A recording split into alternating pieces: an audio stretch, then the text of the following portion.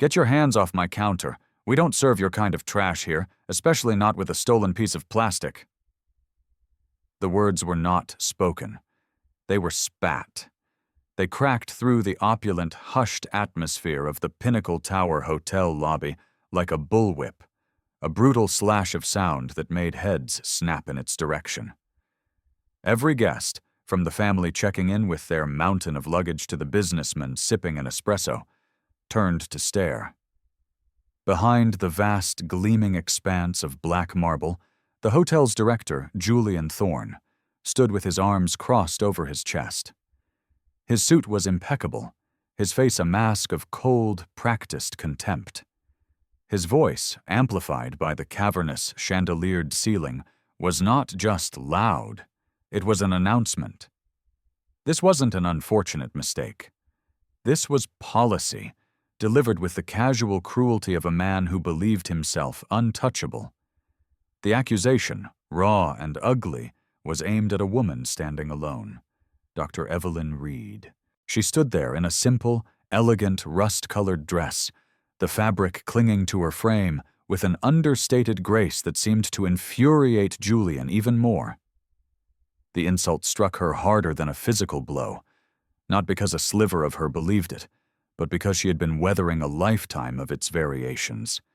It was the same poison, just in a different bottle. Before we dive deeper into this powder keg of a moment, let us know where you're joining us from. Drop your city, your state, your country in the comments down below. We want to know who is standing with us. And if you believe that human dignity is non-negotiable, do me a favor and smash that like button and subscribe to the channel. Your support helps us bring these critical stories to light, stories that demand change.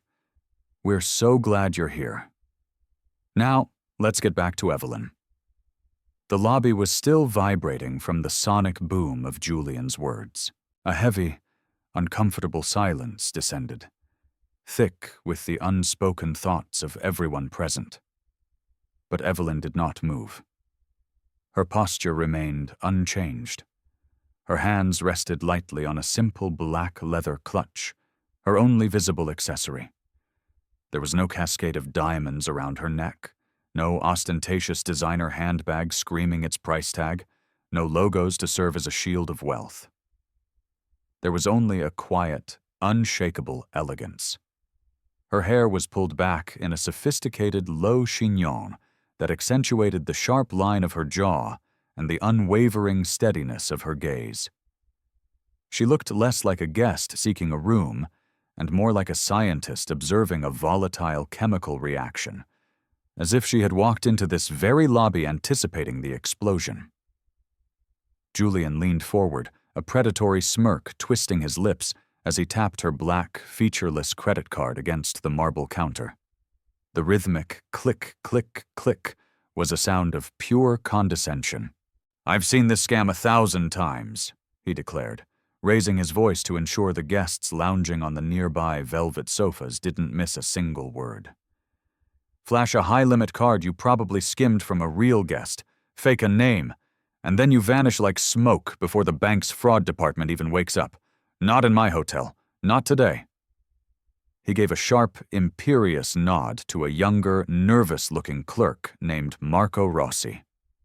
Marco took the card with trembling fingers and quickly slipped it into a small silver safe tucked beneath the desk. The metallic thunk of the safe's bolt sounded unnervingly final, like a cell door being slammed shut.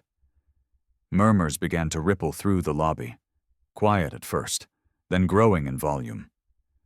A woman near the concierge desk whispered urgently to her husband, "But she gave him her ID. I saw it. Why is he treating her like a criminal?" Another guest, a young travel blogger named Chloe Zhang with her phone already half raised, whispered to her friend, "This is so wrong. I'm filming this." The red light on her phone was a tiny, glowing eye bearing witness. But Evelyn Reed did not flinch. She had seen this exact choreography before, a bitter play staged in different cities with different actors. She remembered being 16, dressed in her finest Sunday dress, being told that the lobby of a Charlotte hotel was for guests only, as a security guard firmly escorted her back onto the hot pavement. She remembered being 24, exhausted after a red-eye flight, trying to check into a boutique hotel in Atlanta, only to be told by the clerk, who looked her up and down with disdain, "I'm sorry, but you just don't look like someone who can afford to stay here." Tonight, decades later, a world-renowned scientist and the head of a global corporation, she stood in the flagship lobby of a hotel her company had acquired 6 months ago, hearing the same tired, hateful script spoken by a new, arrogant voice. Her reply, when it came, was not loud. It was barely above a whisper, yet it cut through the rising tension with the precision of a scalpel. "Return my card." Just 3 words, steady, immovable, solid as stone. Julian laughed, a harsh, grating sound designed to sting. "No," he sneered. "Your reservation is cancelled. Security will handle you now." A profound hush fell over the room, the kind of dead, anticipatory silence that precedes a storm. And in the very eye of that storm stood Dr. Evelyn Reed, wrapped not in jewels or spectacle, but in a silence that thundered louder than the man desperately trying to erase her. The polished marble floor gleamed under the soft, recessed lighting, but the tension coiling in the Pinnacle Tower lobby made it feel colder than a tombstone. Julian Thorne, the director, preened for his audience, straightening his silk tie and snapping his fingers at the junior clerk, Marco. "Call security," he ordered, his voice sharp enough to cut glass. "She's trespassing." The clerk, Marco Rossi, hesitated for a fraction of a second, his eyes darting nervously between his furious boss and the impossibly calm woman in the rust-colored dress. That brief pause was a crack in Julian's authority, and it was visible to everyone. He then fumbled for the phone, his face pale.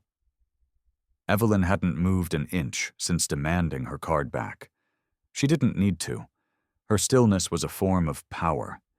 Every line of her body, from her grounded feet to the set of her shoulders, broadcast a single, clear message. "I will not be moved. I will not be erased." Brenda Novak, a front desk attendant with a ponytail pulled so tight it seemed to stretch the skin around her eyes, stepped out from behind the counter. Her smile was as tight and artificial as her hairstyle. "Ma'am, you need to leave the premises now," she said, attempting a firm tone. "This lobby is reserved for our actual guests." A tremor of uncertainty ran beneath the surface of her words, like a violin string stretched to its breaking point. She reached out, her fingers outstretched, aiming for Evelyn's arm. Evelyn didn't step back. She didn't so much as blink. Her voice was low, deliberate, and carried a clear, cold warning. "Do not touch me." The command froze Brenda for a heartbeat, her hand hovering in the air. But then Julian, emboldened by his own performance, leaned in from behind the desk. "Remove her," he barked. "She's a fraud. The booking is stolen and that card is fake." The words, heavy and poisonous, carried across the room, landing like stones in the ears of every guest seated on the plush velvet chairs and expensive leather sofas. A couple maneuvering rolling suitcases toward the elevators paused mid-stride, exchanging uneasy glances. Near the concierge stand, Chloe Zhang, the travel blogger, whispered to her friend, her voice trembling with outrage. "This is going straight to my channel. People need to see this." Her phone's red recording light was a steady, unblinking beacon. One guest, a man in a sharp navy blazer waiting for a taxi just outside the revolving doors, turned back, his face a mask of disbelief. "She showed him her ID," he muttered, his voice just loud enough to join the rising chorus of discontent. "What more proof do they need?" But Julian ignored them all. He was too deep in his power trip, doubling down, his tone now dripping with a thick, syrupy contempt. "People like her," he projected. "They always try to cheat the system. They think they can just walk in here, wave a shiny piece of plastic around, and take what doesn't belong to them.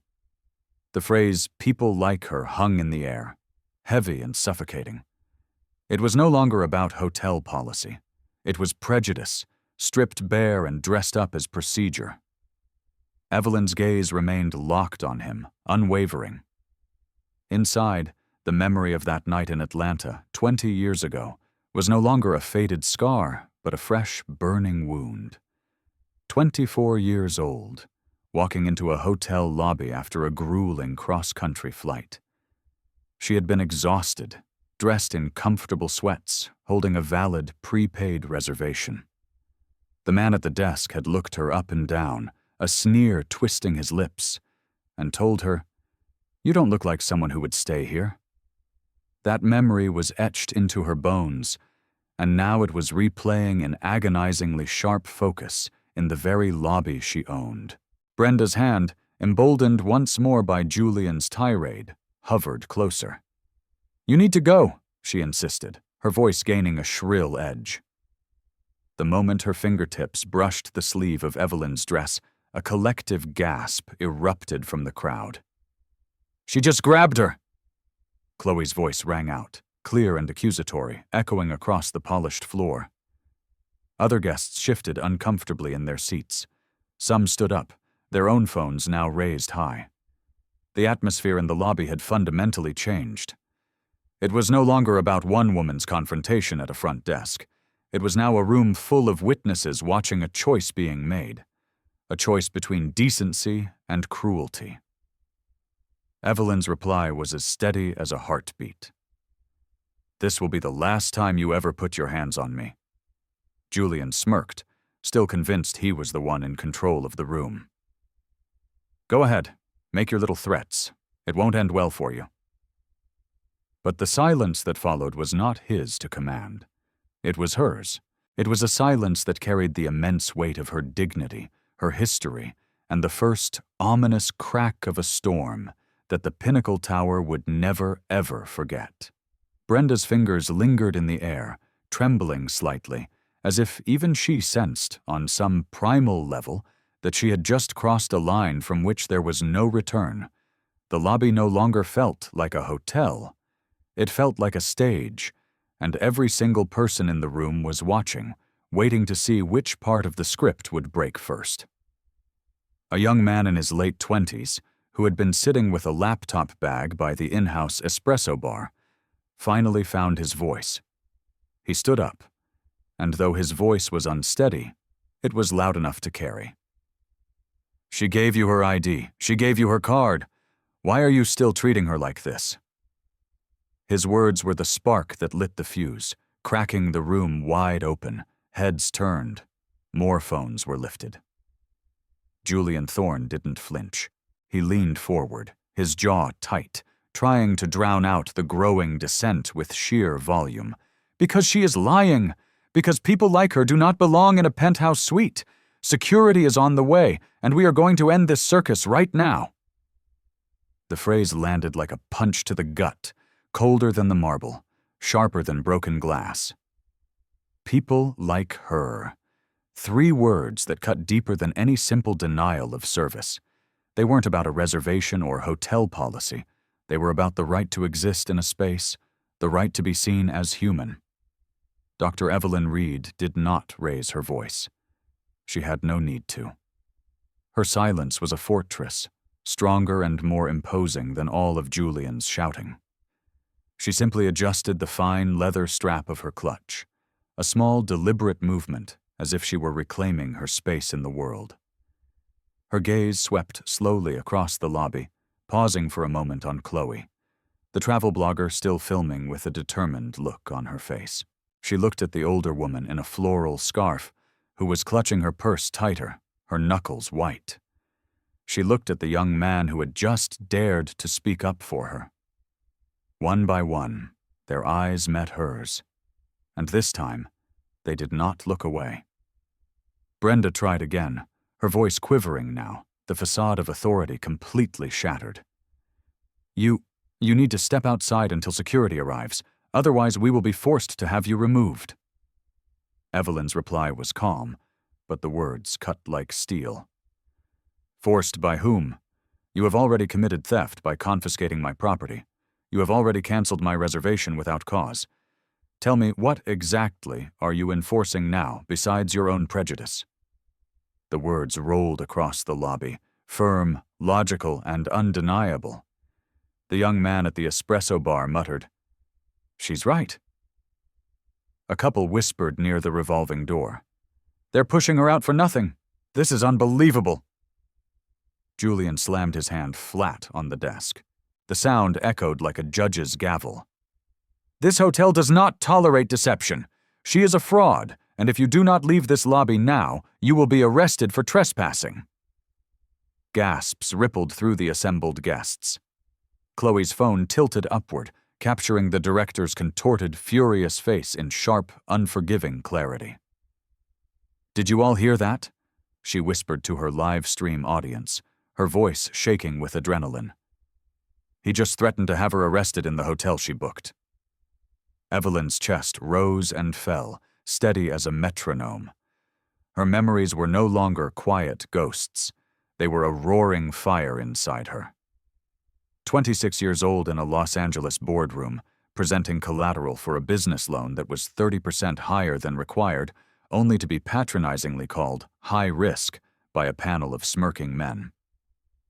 35, trying to hail a cab in a New York rainstorm, watching driver after driver slow down, look at her, and speed away. 42 years old now, a titan of industry, facing the same tired, soul-crushing disbelief. But she was no longer a young woman asking for entry. She was the woman who had built the doors, bought the building, and signed the paychecks. Her voice finally lifted, not in a shout, but in a tone of pure, ice-cold command. "You will regret this. Not because I will scream, not because I will post a video, but because you just accused the wrong woman of theft in the very lobby she owns." For the first time since the ordeal began, Julian Thorne's arrogant smirk faltered. The guests gasped as one. Phones, which had been wavering, steadied. The silence that followed was not one of confusion. It was the profound, earth-shattering silence of recognition. The storm had not just begun. It had made landfall. The silence that followed Evelyn's words was electric. It clung to the million-dollar chandeliers, pressed down on the cold marble floor, and filled the velvet chairs where guests sat frozen, their mouths agape. Julian Thorne blinked once, then twice, his lips parting as if he wanted to laugh it off as a pathetic bluff. But no sound came out. The sheer weight of her revelation had cracked something fundamental in the room's atmosphere, even if his pride refused to let him acknowledge it. Brenda Novak, the desk attendant, crossed her arms tighter across her chest, a defensive posture against a truth she couldn't comprehend. Her voice was brittle, laced with scorn. "You expect us to believe that? You walk in here with no entourage, no jewelry, no designer labels plastered all over you, and you claim to own the Pinnacle Tower? That's not just a lie, it's delusional." Evelyn didn't bother to reply to the accusation. She simply turned her head slowly, with the deliberate grace of a predator, until her eyes locked onto Brenda's. That profound stillness, that unwavering analytical gaze, was more unsettling than any shouted argument could ever be. The quiet confidence in her eyes spoke volumes more than the sneer in Brenda's tone ever could. Chloe, the travel blogger, shifted her phone for a better angle, her thumb swiping to check the viewer count. "She hasn't raised her voice once," she whispered to her live stream, which was now being watched by thousands. "Look at them. Look at how they're treating her, even now."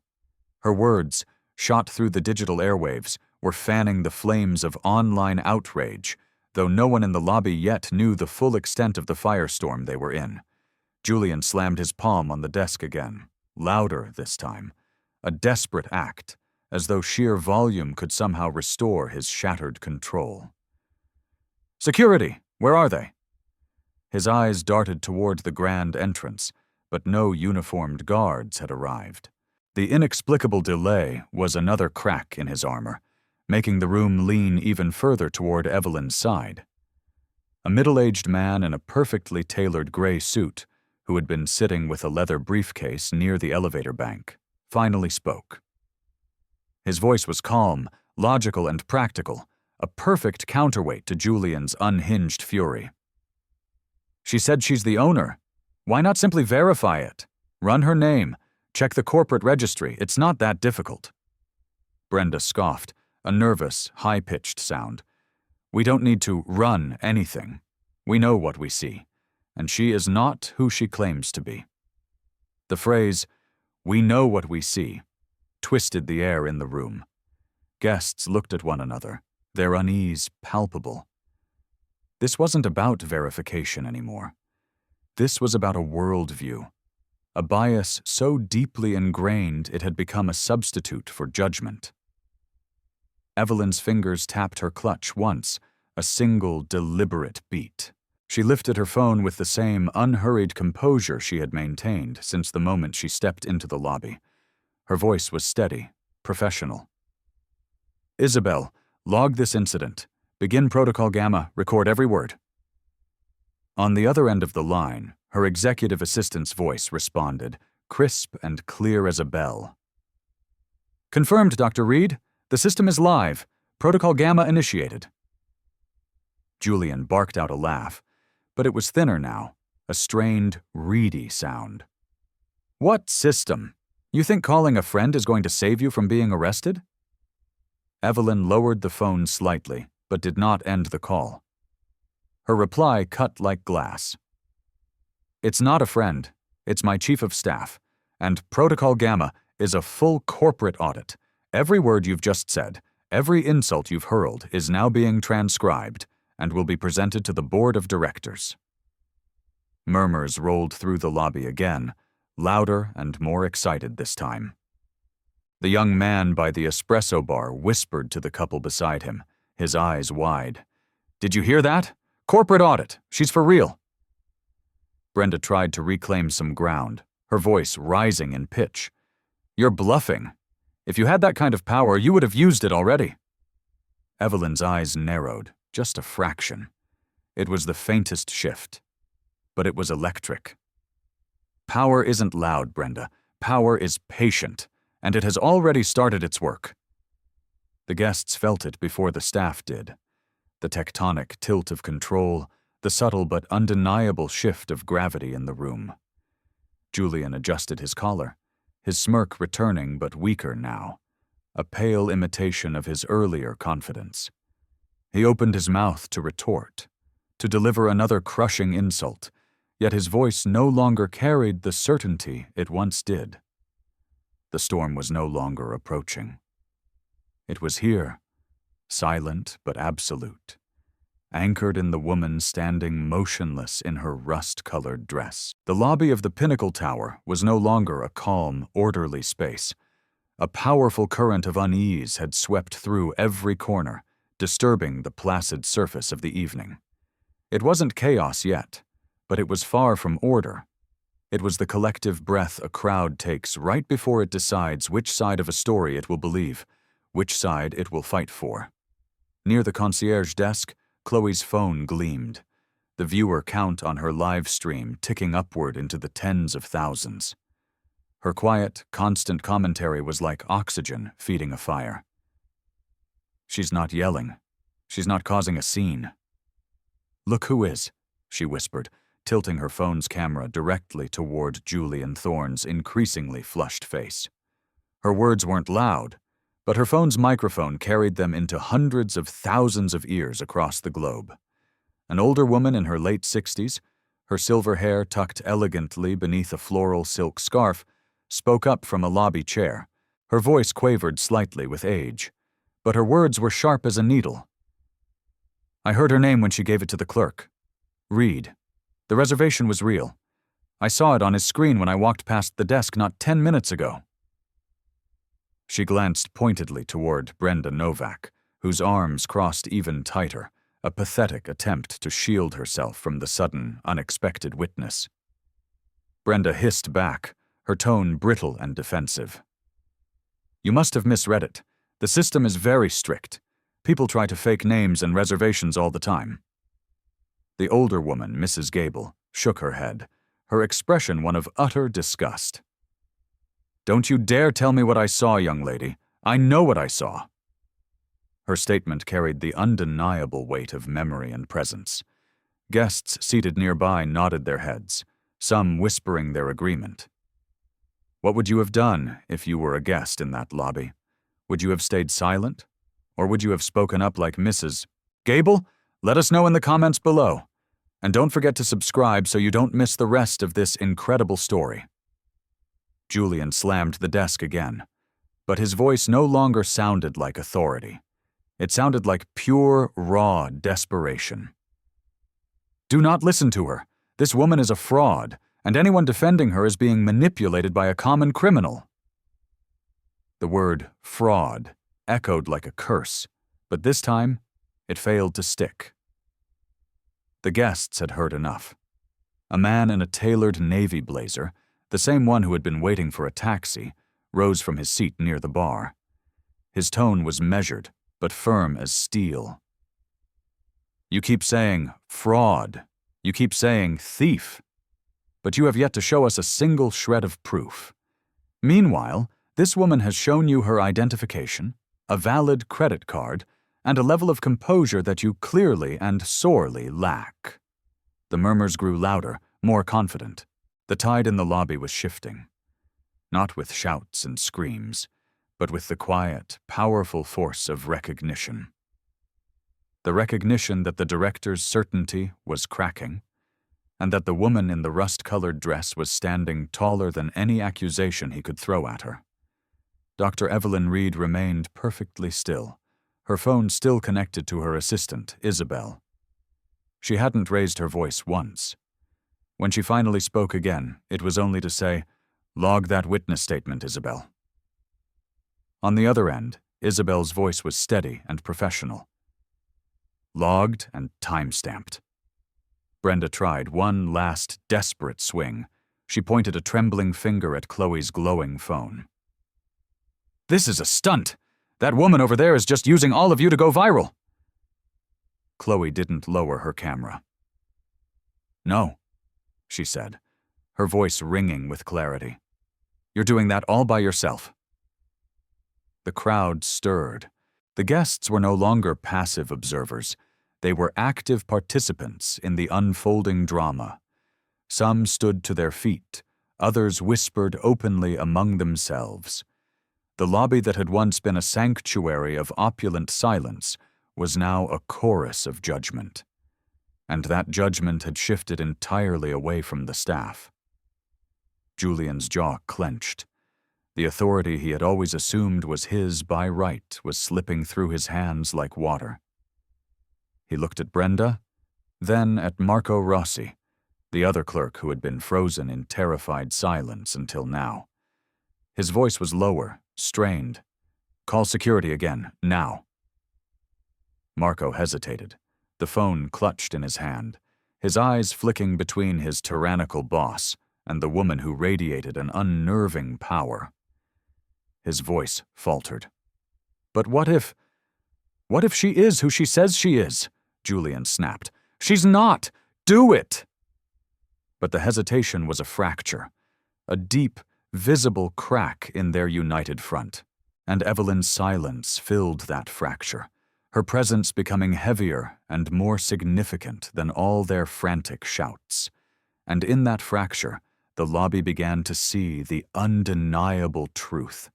Julian's face reddened as Marco's hesitation hung in the air, a testament to his crumbling authority. The pause was louder and more damning than any accusation. Guests leaned in, their eyes darting between the director's clenched fists on the marble counter and the woman who had not so much as raised her voice. Brenda Novak, desperate to fill the damning silence, stepped forward. Her tone was sharp and mocking, a last-ditch effort to reclaim the narrative. This is ridiculous. You don't belong here. You walk in wearing a plain dress, holding a simple clutch, and you think that makes you someone? You are wasting everyone's time." Her words were meant to cut, to diminish, but they sounded hollow and pathetic against the profound stillness of the room. Dr. Evelyn Reed did not blink. Her reply was even, her voice as steady and unyielding as granite. "You confuse simplicity with weakness. That is your first mistake. It will not be your last." The remark rippled through the crowd. A young couple standing near the glass doors whispered to each other, "She's right. Look at her. She has more dignity in her little finger than that entire staff put together." Their voices weren't hidden anymore. They were spoken with conviction.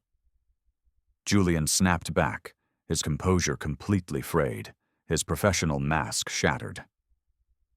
"Dignity. She's a liar. She's trespassing.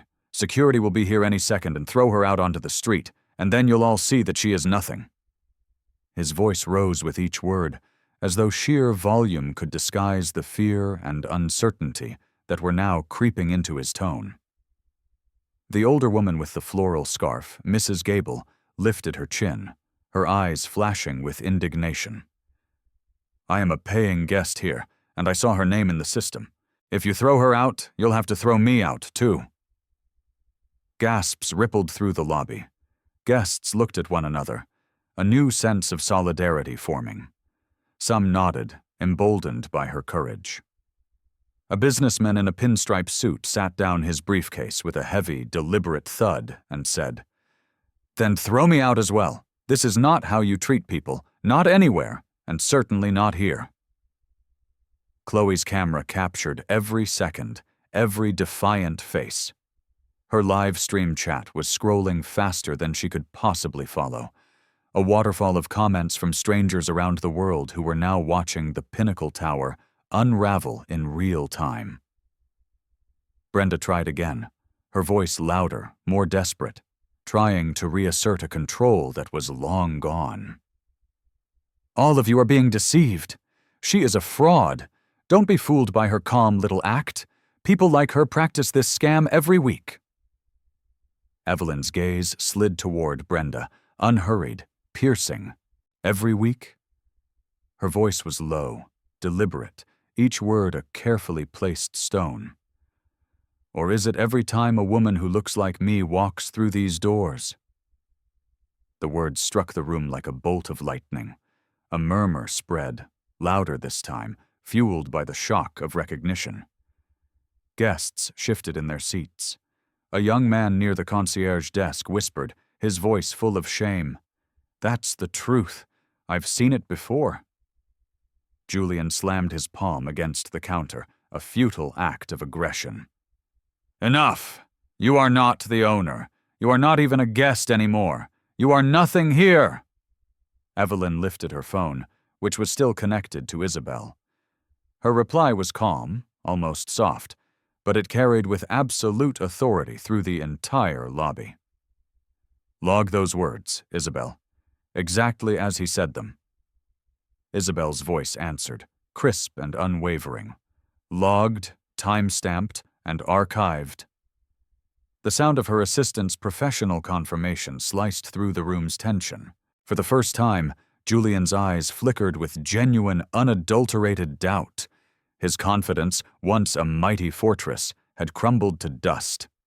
The cracks were no longer just showing. The entire structure was collapsing. And in that moment, the Pinnacle Tower no longer felt like his domain. It felt like hers. The temperature in the Pinnacle Tower lobby seemed to drop by 20 degrees. Not in degrees Celsius, but in mood. Every word Julian Thorne shouted now only served to deepen the profound silence that was pressing in against him from all sides. His power, once absolute in this space, was slipping away, and he could feel it like sand running through his fingers. That was why he lashed out harder, meaner. He leaned far across the desk, his face contorted into a mask of pure venom. "I know exactly what you're doing. People like you. You learn to cheat the system, to steal, to pretend you belong in places you don't. You think a credit card and a bad attitude make you a guest here? No, you are a thief, and thieves are not welcome in my hotel." The phrase, "my hotel," rang painfully false, even to his own ears. Guests exchanged sharp glances.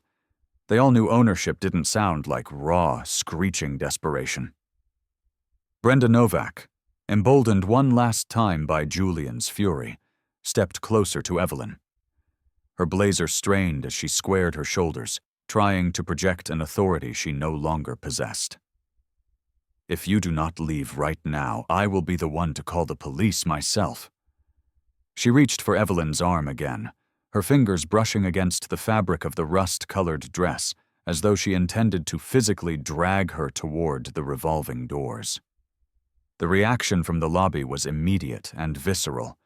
A sharp, collective intake of breath echoed across the room.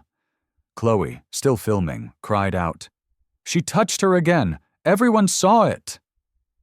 Her phone trembled slightly in her hand, but the image it captured was crystal clear. Brenda's hand, gripping Evelyn's sleeve. The man in the gray suit rose from his chair, his voice stern and commanding. "That is assault. You cannot put your hands on her." But Brenda didn't release her grip. She tightened it, her voice dropping to a low, threatening hiss. "You've been warned. Get out before this gets much worse for you." Evelyn did not move. Not even an inch. Her voice was soft, but it carried the immense weight of a collapsing mountain. "Take your hand. Off me."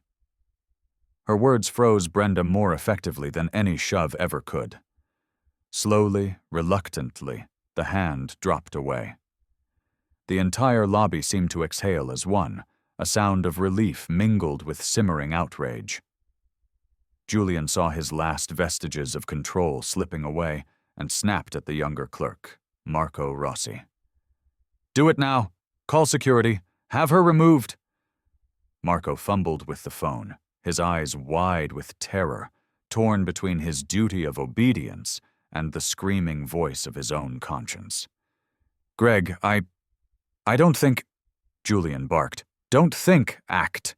But Marco hesitated, the phone hovering in his hand. That hesitation, that single moment of defiance, was louder than all of Julian's shouting.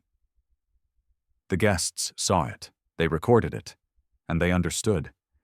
Even the staff no longer fully believed their director. Evelyn turned her head, her eyes steady on Julian. "You just accused me of theft in the lobby that I own. You assaulted me in a building that bears my company's name. Every word you speak from this moment on is another brick in the wall of your own ruin." Julian tried to laugh it off, but the sound came out jagged and broken. "Ruin? You're bluffing. You have nothing." Yet the lobby told a completely different story. Guests leaned forward, phones raised higher, a silent army of witnesses. The older woman with the floral scarf spoke again, her voice trembling with righteous fury. "I will not stay another night in this hotel if you continue to treat her this way." Others echoed her sentiment, some nodding vigorously, some speaking out loud. The tide had not just turned, it had become a tsunami. Julian's control had been absolute when the confrontation began. Now, with every vile insult and every unwarranted touch, it crumbled to nothing. And Dr. Evelyn Reed, silent and steady, stood at the very center of it all, no longer the accused. She was already becoming the judge. The lobby had now fully transformed. What began as a quiet, vicious humiliation was now a public courtroom, and every guest was a member of the jury. Phones glowed from every corner of the room, their cameras catching the smallest, most telling twitch on Julian Vance's face. He was no longer a director wielding authority. He was a man exposed, stripped bare in the court of public opinion. Dr. Evelyn Reed lifted her phone higher, her tone calm but resonant, filling the entire space. "Isabel, escalate the protocol. Begin full audit documentation. I want every word and every gesture from the past 10 minutes archived permanently. Her assistant's voice came through without a single beat of hesitation. Understood, Dr. Reed. Audit sequence engaged. Visual and audio capture from hotel security feeds are now active. All data is being stored on the encrypted corporate server. The words landed like a judge's gavel. Julian blinked, his mind struggling to process the terms. Audit sequence. Corporate server. What nonsense is this? He stammered, trying to laugh. But the sound was hollow and weak. A man in a navy suit leaned toward Chloe's phone and whispered directly into the live stream. That does not sound like bluffing. That sounds like power. Brenda Hayes scoffed, but her voice cracked, betraying her fear. This is all theater. She's pretending. If she really had any authority, she would have shown some proof by now. Evelyn turned her cool, steady gaze toward Brenda. Proof isn't always loud, Brenda. Sometimes it is silent, waiting until the exact second it is needed. And when it arrives, there will be no doubt left in this room. The young man near the espresso bar spoke again, his voice now confident and clear.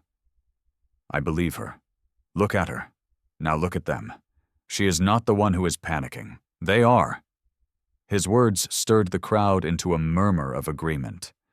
Julian slammed the counter, a desperate, futile act to seize control. Enough! You are all being fooled. She is a fraud, and if security doesn't handle this, I will personally see to it that she is thrown out. But the threat no longer carried any weight. It bounced off the cold marble walls and fell flat on the floor. Evelyn's reply was measured, almost quiet. Security will not be able to protect you from the truth. At that very moment, Marco Rossi shifted nervously behind the desk.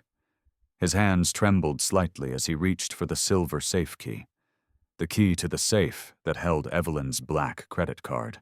His voice was low, filled with dawning horror. Julian, what if we are wrong? What if her reservation is real? Julian snapped around, his face a blotchy, furious red. Do not question me. She is lying, and so are all of these so-called witnesses. But the witnesses were multiplying. A guest with a rolling suitcase said loudly, We are not lying. We are watching. Another guest added, This is harassment, plain and simple. The atmosphere had changed completely. The director's words no longer dictated the reality of the room. Evelyn's silence did. Her voice finally broke that silence like a blade. Julian Thorne, every insult you have spoken is now a permanent part of a corporate record. Every gesture, every attempt to put your hands on me, every single refusal to verify the facts, you will answer for all of them. The immense weight of her statement settled on the room like a shroud. Even Brenda stepped back, her bravado finally, completely slipping away. And as Evelyn lowered her phone, her rust-colored dress catching the lobby's soft light, it was clear to everyone. She was no longer on trial. She was beginning the prosecution. The silence that followed Evelyn's declaration was deafening. Absolute. Julian Thorne's throat worked, but no sound came out. His eyes, wide with a dawning, panicked horror, flicked from guest to guest, desperately searching for an ally, for just one person who still believed him. But he found none. Every phone was aimed at him now. Every lens was a mirror, showing him the ugly, pathetic creature he had become. Evelyn took a single step forward, not rushing, not raising her voice. Her heels tapped lightly against the marble, each sound deliberate, like a judge approaching the bench. When she spoke, her words were measured, clear, and stripped of all emotion. You accused me of theft in a lobby that belongs to me. You called me a liar in front of guests I am sworn to protect. Allow me to clarify the situation for you. My name is Dr. Evelyn Reed. I am the founder and chief executive officer of the Aura Hospitality Group, and this hotel, the Pinnacle Tower, is one of mine. A collective gasp swept the lobby. Mrs. Gable, the woman with the floral scarf, covered her mouth with her hand, her eyes wide. Chloe's phone nearly slipped from her grip as she whispered breathlessly to her stream, "Oh my God, she is the owner. She owns this entire place." Her chat feed exploded, a frantic, unreadable blur of comments racing faster than the eye could see. Brenda Novak stammered, her voice cracking, collapsing. That can't be true. You're dressed like... Her words failed her before she could finish the insult. She had leaned so heavily on her shallow, prejudiced assumptions, and now they were crumbling into dust in her mouth. Evelyn turned her powerful gaze on her, calm but unyielding. Like what, Brenda? Like someone who doesn't belong? Like someone who could not possibly hold power? You judged me based on fabric and color. I judge people based on character. Tell me, which one of us holds the deeds to this building? The crowd stirred, murmurs of shock and vindication rippling through the air. Some guests nodded openly, vindicated. Others whispered but kept their cameras rock steady, not wanting to miss a single second. Julian, desperate to salvage something from the wreckage of his career, tried to fight back. His voice was louder now, frantic. "This is absurd. She has no proof. Anyone can claim to be an owner." Evelyn lifted her phone again. "Isabel, confirm." Her assistant's voice came through, precise, professional, and utterly damning. Confirming. Ownership records for the Pinnacle Tower Hotel, Chicago, are listed under the Aura Hospitality Group. Founder and Chief Executive Officer Dr. Evelyn Reed. Verified and logged. The confirmation was a hammer strike. The room gasped again. The young man near the espresso bar exhaled sharply, a sound of pure astonishment. She was telling the truth the entire time. The color drained completely from Julian's face. His mouth opened, then closed, like a man drowning without water. Evelyn's tone sharpened, each word now a deliberate, punishing blow. "You held my property hostage. You illegally canceled my reservation. You called me a thief and a fraud in the very hotel that pays your handsome salary. You thought my silence meant I was weak. It did not. It meant I was patient, and my patience is now finished." Mrs. Gable clapped once, a single, sharp sound that cracked through the silence. That sound spread, first to one pair of hands, then another, and another, until the entire lobby was alive with a thunderous, rolling wave of applause. The metallic chorus of dozens of phones all capturing this historic moment of justice. Julian staggered back from the desk. The beautiful marble counter was no longer his shield. It was his cage. The guests were no longer passive observers. They were witnesses. And worse for him, they were believers. Dr. Evelyn Reed stood at the center of it all, steady and serene in her rust-colored dress, her low chignon still immaculate. Her voice cut through marble, arrogance, and fear alike. For the first time that night, there was not a single shred of doubt left in the air. The trial was over. The verdict had arrived. The revelation rippled through the lobby like a shockwave. Every guest now knew the truth. The woman they had seen humiliated, insulted, and accused was the very owner of the Pinnacle Tower. The applause that had started with one guest built into something louder, more powerful, echoing against the marble columns and soaring glass walls. The energy of the room had shifted from tense observation to triumphant celebration. Julian Vance looked pale and shrunken. His arrogant smirk shattered into a million pieces. He stepped back from the desk as if the wood itself had turned white-hot under his palms. Brenda Novak stood frozen, her arms wrapped tightly across her chest, her eyes darting between the cheering crowd and the woman in the rust-colored dress. Marco Rossi's hands slipped away from the phone he had been holding, his earlier hesitation now fully transformed into abject, paralyzing fear. Chloe's voice broke through the noise as she breathlessly narrated to her live audience of now hundreds of thousands. The staff accused her of theft, canceled her reservation, and tried to throw her out. But she is the owner. She just said it, and it's been verified. You are watching this live. This is real justice. Her words only emboldened the guests further. A young man in a denim jacket lifted his phone higher, announcing to the room, "This is going everywhere. No one is ever going to forget this night." Julian, in a last pathetic act of defiance, tried to reclaim control, but his voice cracked under the immense weight of disbelief. You could be lying. You could have faked that voice on the phone." His tone lacked any conviction, and it showed. Evelyn turned to him, her expression as steady as a surgeon's hand. "Do you really believe these guests will side with you now, Julian? Do you believe your denial can erase ownership? Every eye in this lobby knows what they have witnessed, and every recording device in this room will ensure that your words live far beyond this night, as a testament to your character." The guests nodded, some even murmuring, "That's right." A man in a gray suit muttered, "He is finished." Brenda finally spoke, her voice barely above a whisper, choked with desperation. "I didn't know. I swear I was only following his orders." Evelyn's eyes shifted toward her, sharp but calm. "You touched me. Twice. That was your choice, Brenda. Do not attempt to hide behind another man's orders when your own hands were the ones that crossed the line." The statement landed with a heavy, final thud. Guests murmured again, some nodding in grim agreement. Brenda's shoulders sagged in defeat. Marco Rossi finally spoke, his voice small, almost breaking.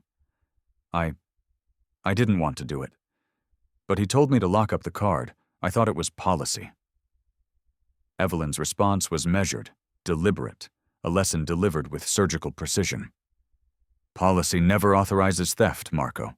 It never authorizes humiliation. You had a choice. You chose wrong." The crowd was now openly, vocally against the staff. Mrs. Gable, the woman with the floral scarf, stood up, her voice strong and clear. "She is right. They all need to be removed. This is not hospitality. This is humiliation." Applause broke out again, louder this time, joined by voices calling for justice, for accountability. The room no longer belonged to Julian or his disgraced staff.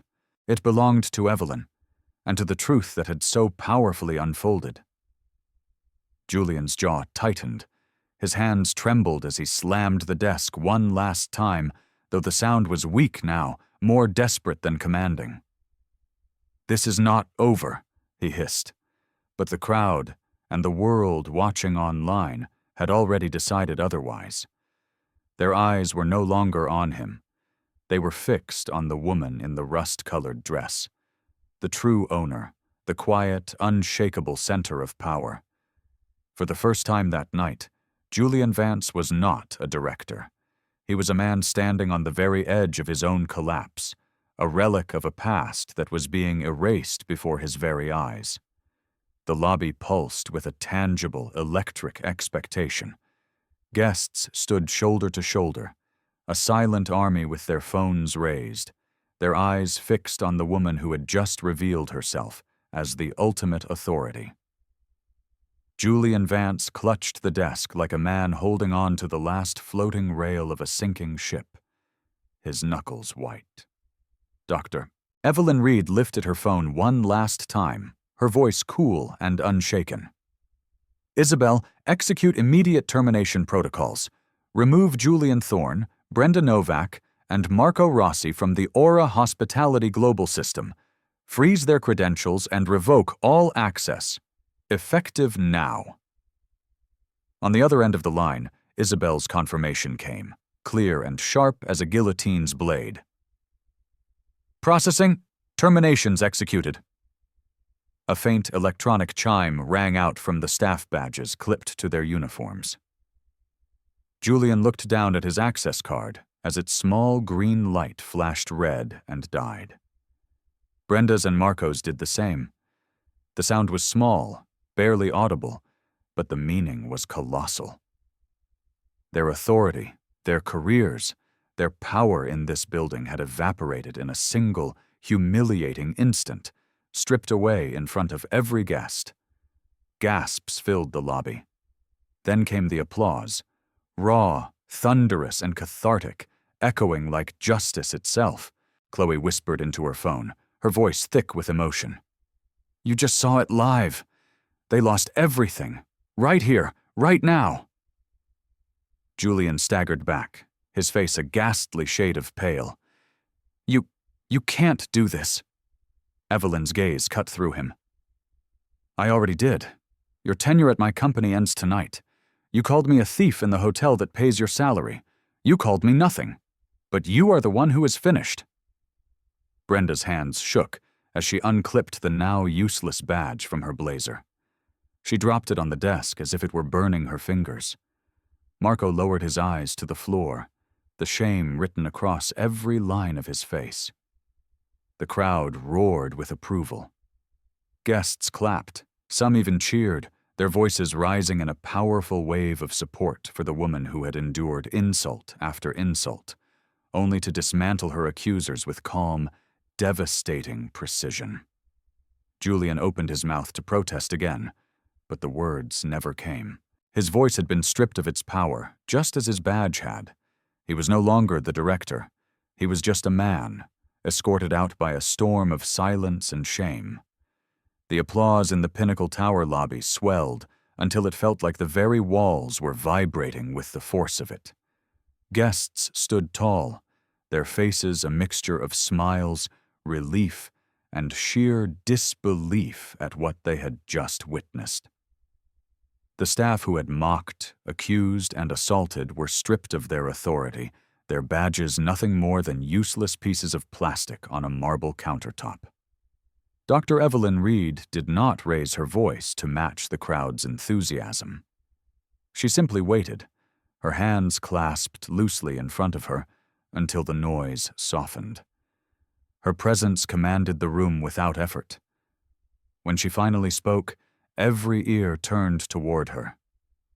"You thought silence meant surrender," she said, her voice even and clear, carrying to every corner of the vast space. "You thought a quiet woman in a simple dress could be erased with a baseless accusation, but you must understand, silence is not weakness, it is patience, and patience always ends when justice begins." Her words resonated like a verdict, a mission statement for the new era this hotel was about to enter. Mrs. Gable clapped again, this time joined by a fresh chorus of guests.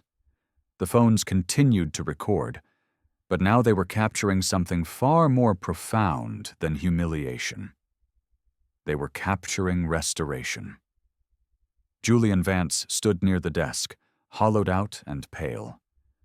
Brenda Novak stared at the floor, unable to meet a single person's eyes. Marco Rossi lingered at the edge of the scene, regret etched so deeply onto his face it seemed permanent. None of them mattered anymore. Evelyn turned once more, her gaze sweeping across the entire lobby, meeting the eyes of the guests who had stood with her. "To every guest here tonight, and to everyone watching, know this: dignity is not granted by a uniform, a title, or the price of a suit. It is something we carry within us. It is our truth. And when that truth is denied, when that dignity is assaulted, power will answer." For a long moment, the room held its stillness again. But this was not the suffocating silence of oppression from before. This was the profound, respectful silence of understanding. Then Chloe's voice whispered into her phone, "This is history. We just watched justice unfold, live, for the entire world to see." Dr. Evelyn Reed finally addressed the entire room, her voice filled with a new warmth. "To those of you who spoke up, who bore witness, thank you. You reminded us that the standard we walk past is the standard we accept. For your courage, your entire stay at any Aura hotel, anywhere in the world, for the rest of this year is on us." The crowd erupted again, this time in stunned, grateful cheers. She then turned her attention to the remaining staff who were watching from the periphery, their faces a mixture of fear and awe. "This incident," she said, her voice firm again, "will not be swept under the rug. It will become the new core of our global training program. A mandatory module on empathy, unconscious bias, and the profound truth that every single person who walks through our doors deserves to be treated with absolute dignity. We will learn from this failure. We will be better." With that, she held her clutch at her side and stepped toward the elevator, her rust-colored dress brushing against the marble floor. She did not need to look back. The lobby had already spoken. And as the elevator doors closed behind her, leaving a room full of changed people, one truth remained, solid and unbreakable. She did not need to film the moment. She was the result of it. What did you think of that incredible moment of justice? Let us know your final thoughts in the comments. Please, share this story with everyone you know, because this is a message the world needs to hear. And if you haven't already, hit that like button and subscribe for more powerful stories that prove one person can, and does, make a world of difference. Thank you for being here.